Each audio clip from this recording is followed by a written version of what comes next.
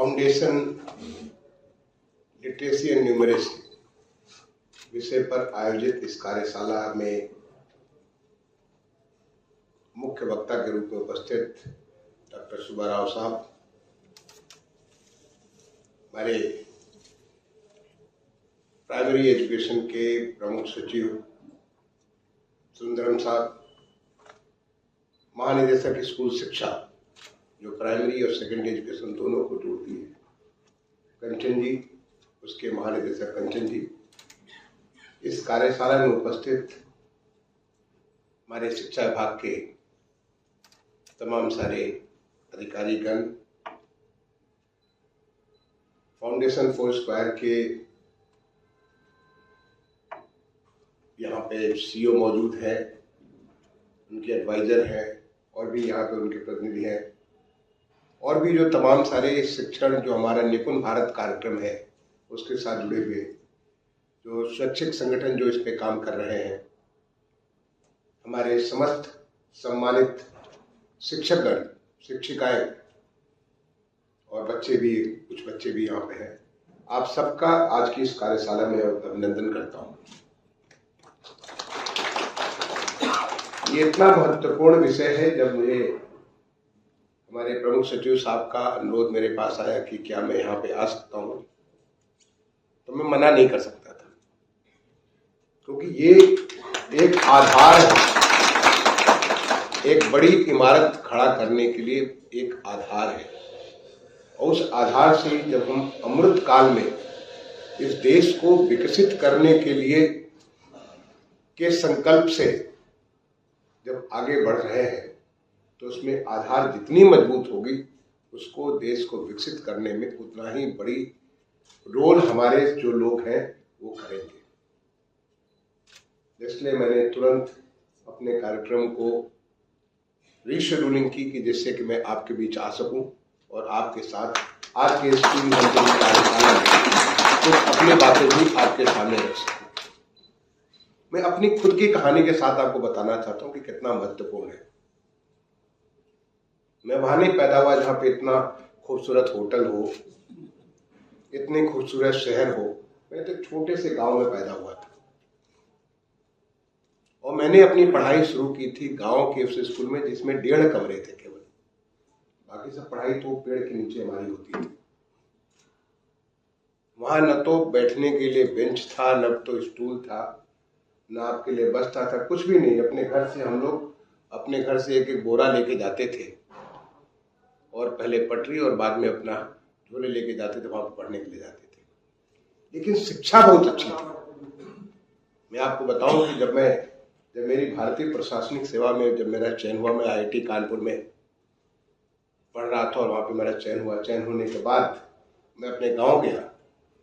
गांव में सबसे पहले मैं अपने सुबह मैं कानपुर से आ रहा था, कानपुर से गांव पहुंचा। सुबह जाकर सबसे पहले अपने माता पिता का प्रणाम किया, अपने गृह देवता का, जहाँ पे हमारे देवता जो हमारे घर के देवता होते उनका प्रणाम किया, माता पिता का प्रणाम किया, और सीधे अपने अध्यापक जो हमारे प्रधान अध्यापक होते थे, उनका नाम था मिश्री राम।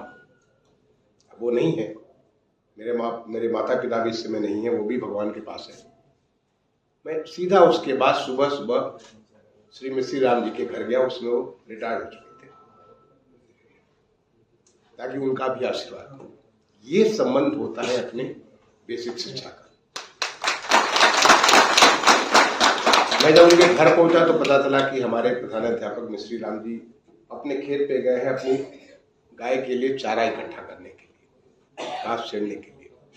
मैं उनके खेत पे पहुंचा और जब मैं उनके सामने खड़ा हुआ तो वो दृश्य अभी भी मेरे सामने है। अभी वो दृश्य मेरे सामने है। मिश्री राम जी बैठे हुए वो घास छील रहे थे खुरपी से, सामने उनके खचोली पर खपोले को पड़ी हुई थी और मैं उनके सामने खड़ा था। उन्हें मालूम था कि मैं एक IAS अफसर बन चुका हूं। वो इतने भावुक हो गए, उनके मुंह से आवाज न निकले, इतने भावुक हो गए वो खड़ा भी नहीं हो सकते थे। और उसके बाद किसी तरीके से जब उनको हाथ पकड़ के मैंने खड़ा किया, उनका पांव छुआ, तो जैसे मुझे पकड़ के ऐसे लिपट गए कि जैसे अपनी माँ अपने बच्चे को गोद में ले लेती। क्योंकि मुझे आज भी इस बात का आभास है और पूरी तरीके से मैं अभी भी अपने मिस्री राम जी को बहुत कुछ क्रेडिट देता हूं अपने आने वाली शिक्षा का। चाहे आईआईटी में मेरे रिकॉर्ड आज भी अनब्रोकन है। 1983 में मैं पास आउट किया, 1983 में मैं आईआईटी से इलेक्ट्रिकल इंजीनियरिंग में पास आउट किया। जो रिकॉर्ड मैंने बनाया वो रिकॉर्ड आज भी अनब्रोकन है। और अभी हाल में मुझे आईआईटी कानपुर का बेस्ट अलुमनस अवार्ड भी मिला। मैं पढ़ने ऑस्ट्रेलिया गया, सिडनी में, वहां भी मेरे रिकॉर्ड है। मैं पढ़ने हॉलैंड गया, वहां भी मेरे रिकॉर्ड है। लेकिन उस सब की क्रेडिट मैं अपने मिस्री राम जी को देता हूं। उन्होंने बचपन में ऐसे संस्कार डाले। स्कूल की बिल्डिंग नहीं थी, स्कूल में बहुत कुछ नहीं था, लेकिन उन्होंने ऐसे संस्कार डाले बच्चों में, ऐसे संस्कार डाले कि आप हमेशा जहां भी हो वहां श्रेष्ठता ग्रहण करो। आज हम लोग स्वच्छ भारत मिशन की बात करते हैं। आज हमारे माननीय प्रधानमंत्री जी के आशीर्वाद से पूरा देश स्वच्छ हो गया है, सारे स्कूल स्वच्छ हो गए, सभी जगह शौचालय, सभी जगह पीने का पानी, सब कुछ, सारी सुविधाएं हो गई। लेकिन मैं बात कर रहा हूँ मैं सेकेंड हाफ ऑफ 60s की बात कर रहा हूँ। मैं जब वहाँ पे स्कूल में एडमिशन किया था, वो 65 में एडमिशन लिया, 66 में एडमिशन लिया। उस समय वो हमें कहते थे कि जब शौच करने जाते थे तो शौच करते समय, क्योंकि हम खेत में जाते थे, पहले उसको शौच को पूरे ढक दो, मिट्टी से ढक दो, उसके बाद वहां से जाओ, ताकि उसके ऊपर कीड़े ना आने पाए, वो वहीं पे सड़ जाए। वो तब कहते थे कि चूंकि हम लोग गांव वाले थे, और गांव में आप जानते हो कि हम लोग बहुत सारी चीजें, मूंगफली से लेकर के, चने से लेकर के, मटर से लेकर के बहुत सारी चीज खाते हैं, गन्ना से लेकर के, ये सब हमारे भोजन होते हैं। तो जब गन्ना चूसो तो ऐसा नहीं कि गन्ना चूसो तो लगे कि पूरे सारे सड़क भर में आपने गंदगी फैला दी, क्योंकि गन्ने का आप चूस करके फेंकते हो। आप मूंगफली खाते हो तो जगह जगह फेंकते हो। वो संस्कार उन्होंने तब डाला कि मूंगफली खाते हो तो अपने एक जगह रखो सारा और ले जाकर किसी गड्ढे में डाल दो। ये स्वच्छ भारत के संस्कार मैंने अपने मिस्री राम जी से सीखे। और उसके बाद अगर मैं कभी भी ट्रेन में अगर कभी जर्नी करता था, लोगों को देखता था उधर फेंकते थे, मैं खुद उठा करके ले जाकर के, जिससे उनको शर्म आती थी, ले जाके डाल देते थे। तो बचपन के जो संस्कार, शिष्टता के संस्कार जो हमारे मिस्री राम जी ने डाले, वो संस्कार मेरे साथ, चाहे मैं स्कूल में पढ़ा हूँ, कॉलेज में, आईआईटी में पढ़ा हूँ, मैं विदेशों में जाकर के पढ़ा हूँ, हर जगह मेरे वो संस्कार और वही सारी भाव काम है। ये बचपन की जो शिक्षा, जो आप कहते हो कि आप, ये जो बहुत सारी स्टडीज है, पहले 7 साल के, कहीं पे कहते हैं पहले 12 साल का, कहीं कहते हैं पहले 8 साल का, जो भी आपका जो बौद्धिक विकास होता है, 80 से 90% विकास होता है, वो 12 साल तक ही सारा विकास हो जाता है। उसके बाद तो उसके ऊपर थोड़ी थोड़ी फाइनल क्रीमी लेयर, क्रीम्स उसके ऊपर पड़ते हैं। ये इतना महत्वपूर्ण वर्ष है। आप क्या करने वाले, उसकी पूरी की पूरी, जो आप कितने ईमानदार बनोगे, कितने सच्चे बनोगे, किस प्रकार के आपके संस्कार होंगे, सारी चीज उस समय आपके पड़ती है। इसलिए जो माँ बाप अगर अपने बच्चे को उस उम्र में झूठ बोलने की आदत डलवा देते हैं, उनको चोरी करने की आदत, उनको नहीं टोकते हैं, उन्हें संस्कारवान नहीं बनाते, तो आगे चल करके बच्चा वैसे ही बन जाता है। उन्हें मालूम नहीं कि आने वाला समय उसका यहीं पे तय किया जा रहा है।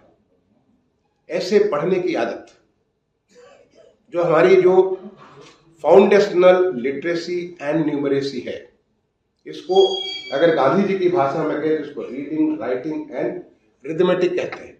अब गांधी जी के टॉलस्टॉय फॉर्म के बारे में आपने पढ़ा होगा। जब गांधी जी टॉलस्टॉय फॉर्म में साउथ अफ्रीका में थे, उन्होंने एक एक्सपेरिमेंट किया था टॉलस्टॉय फॉर्म, और टॉलस्टॉय फॉर्म में उन्होंने बेसिक ये 3 चीजें, reading, writing and arithmetic. Arithmetic मतलब अरिथमेटिक यानी न्यूमरेसी। ये सारे के सारी चीजें जब एक बार आपका बन गया, तो फिर तो बाकी जितनी सारी गणित हो, जितनी सारी साइंस हो, वो सब कुछ चीजें आपके लिए बड़ी आसान हो जाती है, क्योंकि वहां से आपका फाउंडेशन बनता है। ये जो हमारा आज इसके बारे में जो हमारी जो राष्ट्रीय शिक्षा नीति बनी 2020 की, वो हम सबके सर्वांगीण विकास के लिए बनी, एक नए भारत के लिए। क्योंकि हमारे माननीय प्रधानमंत्री जी ने अवश्य जो विकसित भारत का संकल्प उन्होंने 2022 के 15 अगस्त को लाल किले के प्राचीर से उन्होंने घोषणा की कि हमारा देश अगले 25 साल में विकसित राष्ट्र बनेगा और उसके लिए हम पंचप्रण लेते हैं। उस पंचप्रण के माध्यम से देश को अगले 25 साल में, जब हम आज़ादी का 100 साल मनाएंगे तो विकसित देश बनाएंगे। लेकिन उसकी तैयारी वो बहुत पहले कर चुके थे, बहुत सारी चीजें उसके पीछे कर रहे थे ताकि वो नींव मजबूत, वो धरातल मजबूत बने। तो जब 2020 में हमारी राष्ट्रीय शिक्षा नीति है, उस राष्ट्रीय शिक्षा नीति में कैसे हमारा सर्वांगीण विकास हो, कैसे ऐसे लोग बने जो कि हम पहले वैसे ही हुआ करते थे। वो तो बीच में कुछ हमारे शिक्षा में ऐसा कुछ ह्रास हुआ, हम जो इतनी ज्यादा गुलामी की मानसिकता में फंस गए जिसकी वजह से हम अपनी असली चीज को भूल करके हम और चीजों में चले गए। जब मैं ऑस्ट्रेलिया में पढ़ रहा था, जब मैं सिडनी में MBA करने गया था, तो वहां मैं देखता था मेरे बच्चे वहां पढ़ रहे थे, स्कूलों में पढ़ रहे थे, और मैं बच्चों से देख करके लगता था कि वो रीडिंग, राइटिंग एंड रिथमेटिक, ये 3 चीजों पे, क्योंकि मेरा बेटा उसमें KG में पढ़ रहा था, मेरी बेटी उसमें क्लास 2 में पढ़ रही थी, मैं देखा था इसी चीज के ऊपर पूरा जोर था। यहाँ पे आकर के मैंने कई सारे स्कूलों में, मैं शिक्षा विभाग में काम करने का मौका तो मुझे नहीं मिला कभी, लेकिन कई सारे स्कूलों में मैं इसका प्रेजेंटेशन किया कि देखो कैसे हमारा जो बेसिक फंडामेंटल इतना महत्वपूर्ण है। आज निपुण के माध्यम से इतना सारा हमारा जो कार्यक्रम, ये भी नेशनल इनिशिएटिव इसी बात के लिए, और वो करने के लिए आज के, और मैं जो बात कर रहा हूं 60s की बात कर रहा हूं, 60s में टेक्नोलॉजी इतनी नहीं थी, आज हमारे पास टेक्नोलॉजी है।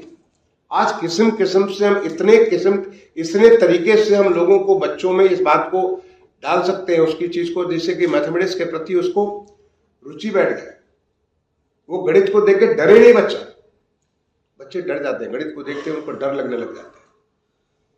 अभी 2-3 दिन पहले एक हमारी यूपी टेक्स का, हमारे जो है PhD चैम्बर ऑफ कॉमर्स का एक एग्जीबिशन कम कॉन्फ्रेंस हाउस में गया, वहां वैदिक गणित का एक स्टॉल लगा हुआ था। उन्होंने बताया मुझे कि वैदिक गणित के माध्यम से कैसे गणित में आकर रुचि बैठ जाती है। मैंने उनसे कहा कि मैं फिर कभी आकर मुझे समझाइए और उसको मैं अपने स्कूलों में भी लागू करना चाहूँ। अगर वैदिक गणित के माध्यम से लोगों के मन में रुचि हो जाए गणित के प्रति तो बहुत अच्छी बात है, क्योंकि गणित हमारे बहुत सारी चीज़ों के लिए फाउंडेशन है, वो चीज़ों के लिए आवश्यक है। नहीं तो यहाँ तो बच्चा देखता है और उसको बुखार आना चालू हो जाता है, वो नहीं आना चाहिए।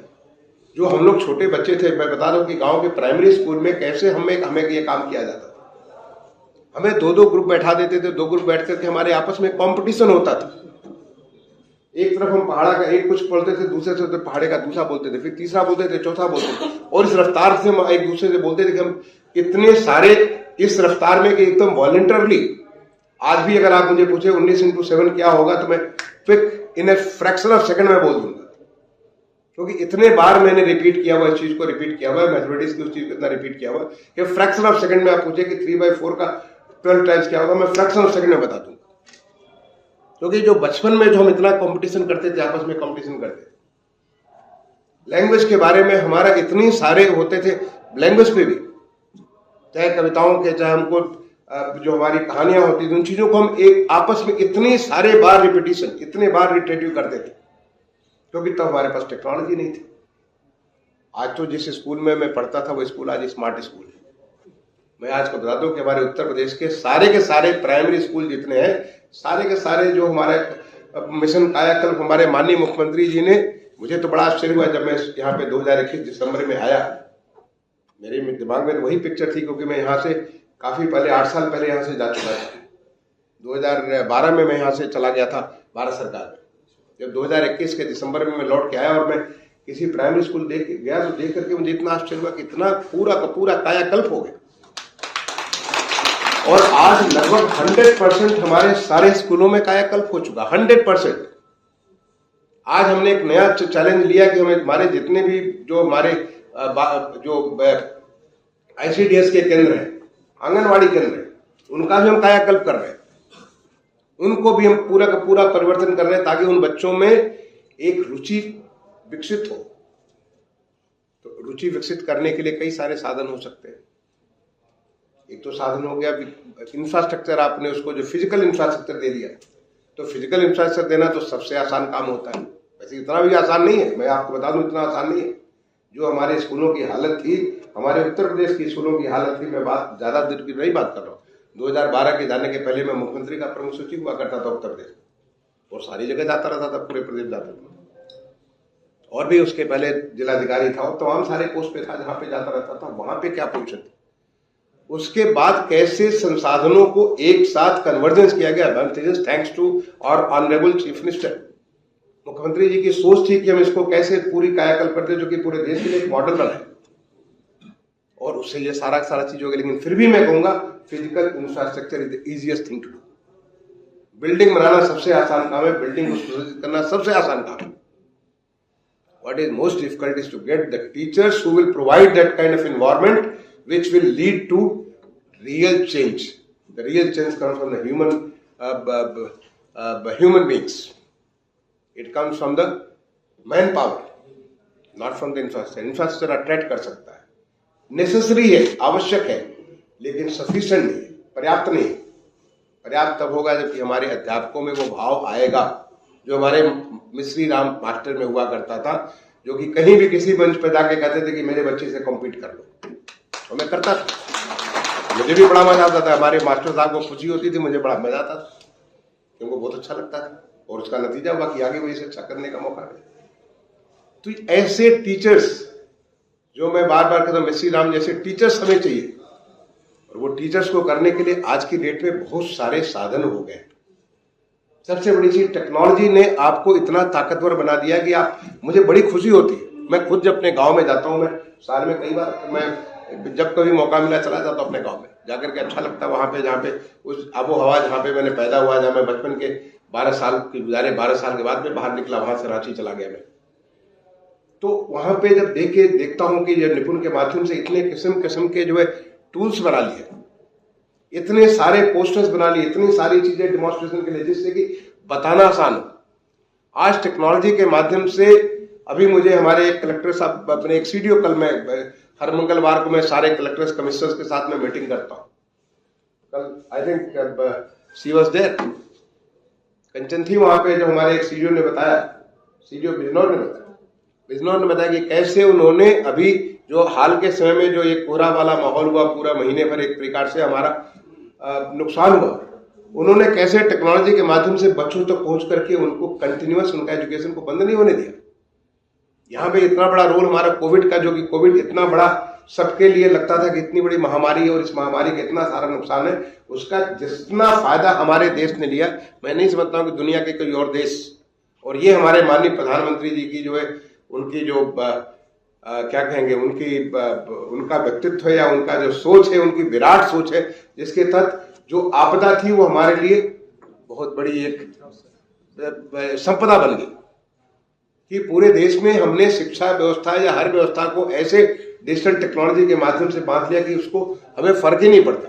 तो कल मुझे एक मुख्य विकास अधिकारी जो बिजनौर का था, मुझे बता रहा था कि कैसे इस जो महीने भर जो लोगों को, बच्चों को नुकसान होने नहीं दिया, क्योंकि ये टेक्नोलॉजी का फायदा। तो हम इस टेक्नोलॉजी के माध्यम से कैसे अपने शिक्षकों को इस बात के लिए तैयार कर सकें कि जो टूल्स यूज कर रहे हैं, चाहे वो टेक्नोलॉजी के, चाहे वो ऑनलाइन टूल्स उपलब्ध हो, आपको डिजिटल माध्यम से जो शिक्षण का सुविधा उपलब्ध हो, चाहे वो आपके फिजिकल टूल्स उपलब्ध हो, उसको कैसे प्रयोग करेंगे, और बच्चों में कैसे, बच्चों को आपको घोटाना नहीं, रटाना नहीं है। मिश्री राम मास्टर ने हमें कभी रटाया नहीं था, वो हमेशा कहते थे कि इसके ऊपर कैसे क्या कर सकते, उस संभावनाओं को क्रिएट करते थे। तो कैसे आप उसके आधार पे बच्चों को आगे बढ़ा सकते। मुझे बड़ा अच्छा लगा निधि बिटिया का जो है, इसका जो कस्तूरबा के बारे में बहुत अच्छा लगा कि कस्तूरबा से स्कूल से निकल करके बेटी आज ये हमारे पीसीएस की एक्टिविटी में इसका सिलेक्शन हो गया। कल को इसका हो, मैं तो ये भी शुभकामनाएं दूंगा कि इसको आईएएस में सिलेक्शन। मुझे बहुत अच्छा लगता भी, हाल में हमारे माननीय मुख्यमंत्री जी ने एक कार्यक्रम प्रारंभ किया, अटल आवासीय विद्यालय, जो जानते किसके लिए है, वो गरीब मजदूर जो कि हमारी सड़कों पे, हमारे तमाम सारे बिल्डिंग पे काम करते हैं, उनके बच्चे जो आज यहाँ हैं, आज इस शहर में, कल किसी और शहर में, या ऐसे बच्चे जिनके माँ बाप का डेथ हो गया है कोविड दौरान, उनके लिए तो पैसा सरकार देती है, लेकिन जो मजदूर है उनका पैसा बीओसीडब्ल्यू का जो पैसा एक 1% सेस आता है, उसके द्वारा फंडिंग किया जा रहा है। जब मैं इन स्कूलों में जाता हूँ, जरूर उन बच्चों से मिलता हूँ, अभी कक्षा 6 से प्रारंभ किया गया, उन बच्चों से इंटरेक्ट करके लगता है कि उनको कितनी आगे की सोच है। ये सारे बच्चे कंपटीशन से, क्योंकि बहुत सारे हमारे यहाँ मजदूर हैं, उनमें से कंपटीशन से हमारे प्रदेश में 18 ऐसे विद्यालय चालू किए गए, उनमें एस्पिरेशन बहुत है। वो आज इस अमृत काल के झंकार को सुन रहे हैं, वो जानते हैं कि हमारा देश विकसित होने जा रहा है, उनको कोई शक नहीं मन में। जब देश हमारा विकसित होगा तो हम कहाँ पे खड़े होंगे, हम क्या कर रहे होंगे, हमारा परिवार कहाँ पे होगा, हमारा गांव कहाँ पे होगा, हमारा शहर कहाँ पे होगा, हमारा प्रदेश कहाँ पे होगा। वो विकसित तब होगा जब उसका आधार मजबूत होगा। ये बच्चे, आज किसी से बात करता हूँ, कोई कहता मैं मिलिट्री का अफसर बनूंगा, कोई कहता मैं पुलिस अफसर बनूंगा, कोई बहुत बड़ा लेखक बनूंगा, बहुत सारे एस्पिरेशन उनके मन में, और ये पूरे देश में एस्पिरेशन है। उसका आधार यहाँ पे होता है। इसलिए हमारे जो टीचर्स हैं उनको ये क्रिएट करने की बात, इस माहौल को फायदा लेकर के, इसलिए इनका एजुकेशन बहुत आवश्यक है। लेकिन जो एक बहुत बड़ी बात मैंने लगभग 7.5 साल में भारत सरकार में, इस जो नई सरकार माननीय प्रधानमंत्री जी के उसमें उनके प्रधानमंत्रित्व में जो सरकार चली, उस पीरियड में मुझे भारत सरकार में काम करने का सौभाग्य मिला। वहां मैंने एक बहुत बड़ी बात, एक बहुत बड़ी सोच, बहुत चीजें मुझे सीखने को मिली। मेरे पास तो बहुत सारी चीज शेयर करने के, इसमें एक बहुत इंपॉर्टेंट मेरी लर्निंग हुई, जब तक हम कम्युनिटी को इन्वॉल्व नहीं करेंगे कोई चीज सस्टेनेबल नहीं बनेगी। किसी भी चीज को सस्टेन करने के लिए आवश्यक है कि लोगों का इन्वॉल्वमेंट हो। तो हमने इंफ्रास्ट्रक्चर बना दिया, हमने कायाकल्प कर दिया, हमने जो है टीचर्स को टूल्स भी दे दिया, टीचर्स को हमने ट्रेनिंग भी दे दी, चाहे डिजिटल माध्यम चाहे फिजिकल माध्यम से उनकी मॉनिटरिंग भी कर दी। लेकिन जब तक कम्युनिटी का इसमें इन्वॉल्वमेंट नहीं होगा वो चीज सस्टेन नहीं करेगी। मे भी थोड़े समय तक चल सकती है, थोड़े समय हो सकता है 5 साल का हो, 10 साल का हो, 20 साल का, कभी थोड़ा सा 50 साल का भी हो सकता है, लेकिन सस्टेन का मतलब अनवरत, शाश्वत नहीं हो सकती।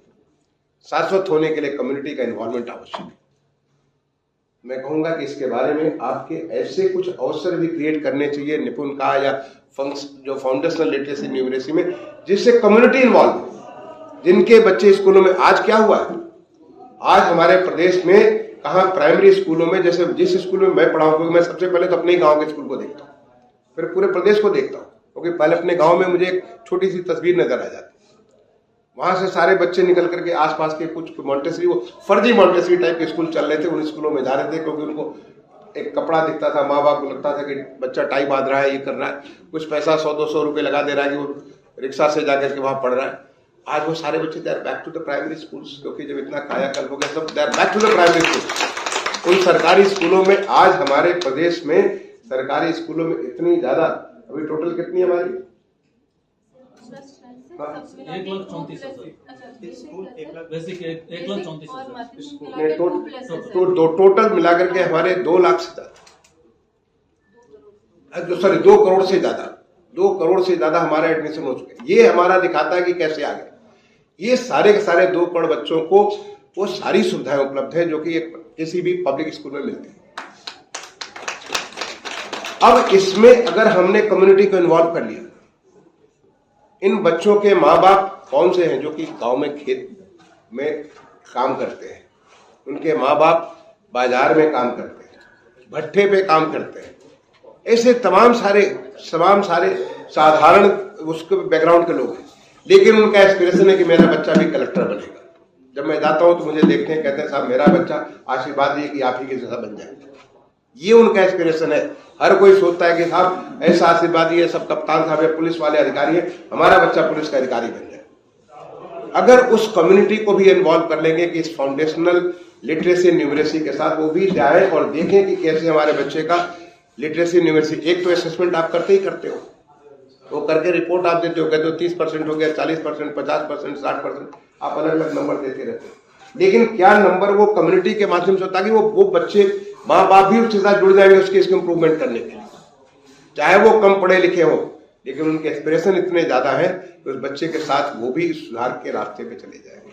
तो मैं कहूंगा कि इसको भी, आपका जो निपुण कार्यक्रम है, ये जो कार्यक्रम है, आप जरूर, हमारे सिस्टम में पेरेंट टीचर मीट है।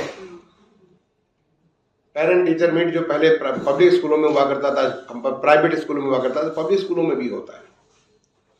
आज हमारे स्कूलों में हमारे टीचर जो है जाते हैं, अपने पेरेंट्स को उनके घर पे जाते हैं, उनको देखने के लिए भी जाते हैं। लेकिन साथ ही साथ अगर हम कम्युनिटी को बुला करके ऐसे कुछ उत्सव करें, न्यूमरेसी का उत्सव करें, लिटरेसी का उत्सव करें, उसमें इन चीजों को डिमॉन्स्ट्रेट करें। एक मेला जैसा माहौल में लोग आए, देखें, समझें कि कैसे हमारे बच्चे को पढ़ाया जा रहा है, क्या पढ़ाया जा रहा है। मैं समझता हूं कि ये चीज और ज्यादा सस्टेनेबल हो जाएगी और ज्यादा इसका वैल्यू बढ़ जाएगा। तो मैं आप सबको, मैं ये इतना महत्वपूर्ण काम है, मैंने एग्जाम्पल इसलिए नहीं दिया कि ताकि मुझे कुछ अपने बारे में बताना था, मैंने एग्जाम्पल दिया कि ताकि आप समझ सकते हैं कि ऐसा कुछ हो सकता है। और सीधा सीधा एग्जाम्पल मैं हूं, मेरी निधि बिटिया है यहाँ पे, उसको मौका मिला और देखिए पीसेस में आ गए और IAS में भी कल आ जाएगी। तो ये आपको ऐसे बहुत सारे एग्जाम्पल मिलेंगे। केवल आपको एक बीज में इतनी संभावना है कि वो वट वृक्ष बन सकता है, लेकिन वट वृक्ष बनाने के लिए उसको सही जमीन चाहिए, उसको उर्वरक चाहिए, उसको पानी चाहिए, उसको रोशनी चाहिए। अगर ये सारी चीजें दे दी जाए तो वट वृक्ष बन सकता है, कोई भी बन सकता है।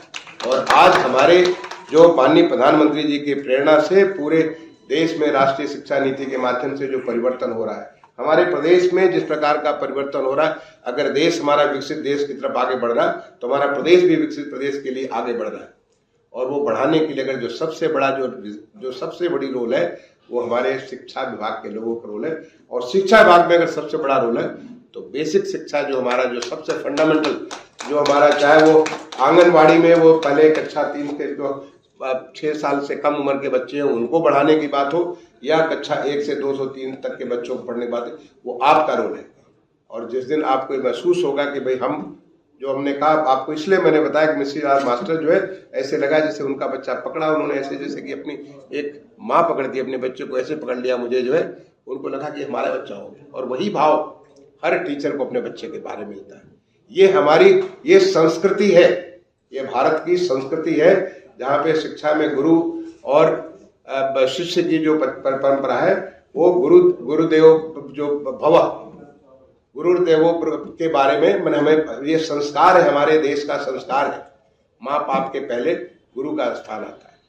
तो आपको वो भाव के साथ अगर जो करेंगे तो ये निपुण भारत हो, चाहे ये हमारा जो है फाउंडेशन लिटरेसी न्यूमरेसी हो, या अन्य तमाम सारे आयाम हमारे जो शिक्षा नीति के हैं, वो सारे के सारे आयाम इस देश को बदलने के लिए बहुत बड़े कारक बनेंगे, बहुत बड़े साधक बनेंगे। मैं इन्हीं बातों के साथ अपनी शुभकामनाएं देते हुए कि आपका आज का कार्यशाला बहुत उपयोगी हो, इसके माध्यम से बहुत सारे जो एक्सपीरियंसेस हों उससे नई नई चीजें आप निकले, और नई चीजों का आप लाभ आगे के लिए उसको मिल सके। इस शुभकामना के साथ अपनी वाणी को विराम देता हूं। धन्यवाद। जय हिंद, जय भारत।